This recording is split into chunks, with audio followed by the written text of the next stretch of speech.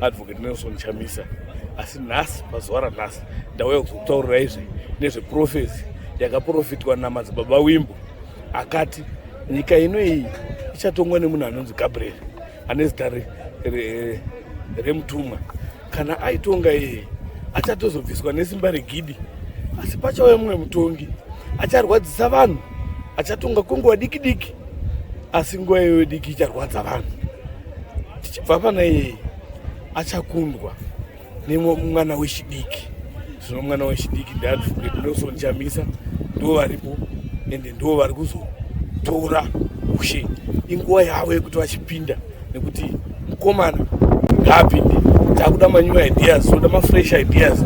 Kana munhu waedza nezvose kusvika wakutaurira vana vako kuti handina kuuya nechekudya nhasi, upenyu unorwadza.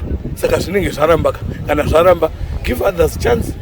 Tiri maZimbabweans tose anenge awana mukana ngaapindika aine fresh ideas. Tomboitawo industrialization munyika meduwo. Tombotiwo vana vanoenda kumaindastry, kotakura chiindastry taenda kumaindastry totopinda basa zoero Colgate Palmolive muno taitine company yeFront Steel. Makambani aya akanga ariko, vana vachimboenda vachinomirira otoita chibhororo chake otobuda ane mari. Hapana munhu aitambura mari kunana 2000 tiri muno mumazvimbo, asi zvinorwadza kuti iye zvino hapasisina pekumirira basa. Saka ngaapinda yake mukomana, mabasa awanikwe, vanhu vese vafare sezvataita 2000 zvichidzokera kumashure. Tinotenda.